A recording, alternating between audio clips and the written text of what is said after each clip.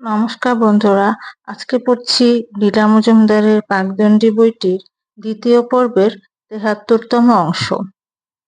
দাক্ষিণাত্যের মেয়েদের নতুন করে চিনেছিলাম ওই ৪-৫ দিনে। এদেশে যদি প্রমীলা রাজ্য থাকে তবে সে ওইখানে। এমন দলে দলে দক্ষ, কর্মক্ষম, নির্ভীক, উচ্চশিক্ষিতা মেয়ে ভারতের আর কোথাও নেই। দেখতে খুব রূপসী নয়, সাজে বিলিতিয়ানার নামগন্ধ নেই, কিন্তু তবু বলবো সুবেশা। অত বড় একটা নারী সম্মেলন বিনা বিভ্রাটে সুপটুভাবে লক্ষ্মীকান্তম্মা আর তার সখীরা চালালেন, দেখে মুগ্ধ হলাম। কোনো ঝগড়াঝাটি পর্যন্ত হলো না। ওখানকার মহিলা সমিতির কাজ দেখবার মতো। একটি কারুশিল্প প্রতিষ্ঠান চালান ওরা। হাতের কাজের পেশাদারি মান দেখে প্রশংসা না করে পারা যায় না। নিজেদের রোজগারেই চলে, সরকারি সাহায্যের জন্য হাত পেতে থাকেন না।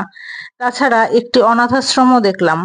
মহিলারা বেশি দিন অন্যথার ভূমিকায় নিয়ে হাত পেতে থাকেন না। একটা কাজ শিখে নিজেদের পায়ে দাঁড়িয়ে যান। ছোট ছোট ছেলেমেয়েরা স্কুলে পড়ে, তারপর কৃতীরা কলেজে যায়, অন্যরা কারিগরি প্রশিক্ষণ নিয়ে স্বাবলম্বী হয়ে ওঠে। আমরা যা গল্পে কাহিনীতে দিবাস্বপ্নে আর নানান সংস্থা পরিকল্পনায় দেখি, ওরা তাকে মাটির ওপর দাঁড় করিয়ে দিয়েছেন। ওখানেও কি বধূ নির্যাতন হয়? মনে তো হয় না। চলে আসবার আগে সুন্দর একটি বিদায় অধিবেশন হলো। কোনো খ্যাতনামী অভিনেত্রী আগন্তুক অতিথিদের সকলকে একটি হিমরু স্কার্ফ আর বিদ্রি কাজের বাক্স উপহার দিলেন। মন ভরে গেল। ১৯৬৮ সালেই বোধহয় ন্যাশনাল বুক ট্রাস্টের পক্ষ থেকে সিমলায় শিশু সাহিত্য বিষয়ে একটা সর্বভারতীয় আলোচনা শিবির হয়েছিল। কলকাতা থেকে প্রেমেনবাবু আর আমি গেছিলাম।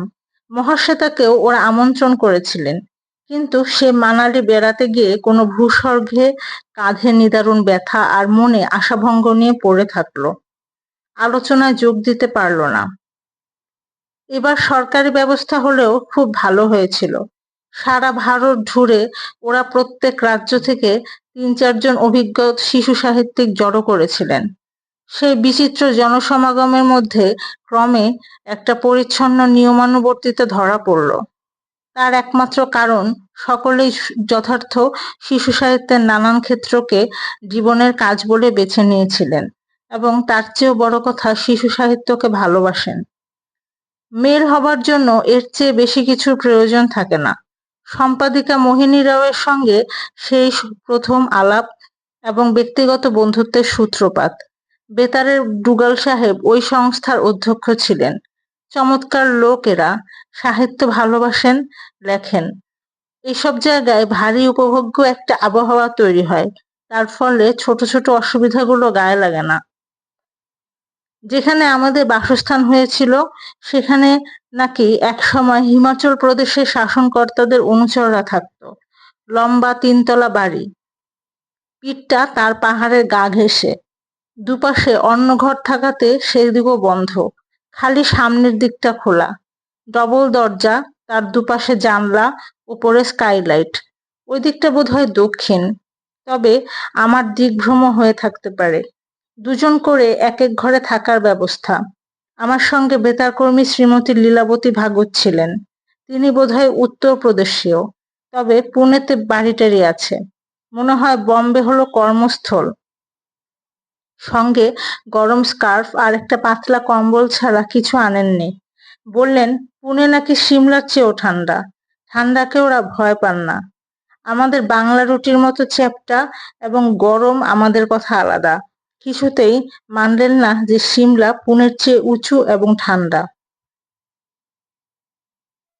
বৃষ্টি আবহাওয়াতে রাতে খুব ঠান্ডা পড়ল। মিসেস ভাগবত একটা সুঝনি গায়ে শুয়েছিলেন। তারপর অনেকটা সেই প্রথম প্রহরে প্রভু ঢেকি অবতারের পুনরাভিনয় হলো। দ্বিতীয় প্রহরে ধনুতে টঙ্কারের সময় তিনি স্কার্ফটা মাথায় জড়িয়ে শুলেন। তৃতীয় প্রহরে যখন কুকুর কুণ্ডলী হলেন, আমি আর সইতে না পেরে আমার বাড়তি কম্বলটা নিঃশব্দে ওর গায়ে চাপা দিয়ে ঘুমিয়ে পড়লাম। যে ভোরে জেগে দেখি বেগের পুটুলি হয়ে ভদ্রমহিলা অকাতরে নিদ্রা যাচ্ছেন। এইভাবে তার সাথে ভাব হয়ে গেল। আমার ভাষণের দিন ডক্টর নিহাররঞ্জন রায় সভাপতিত্ব করলেন। তিনি তখন ওখানকার জাতীয় মহাবিদ্যালয়ের অধ্যক্ষ। সবই ভালো হলো, খালি উনি ছোটদের কোনো বই না পড়াতে ভাষণটা খোঁড়ার মতো নিংচে চলল।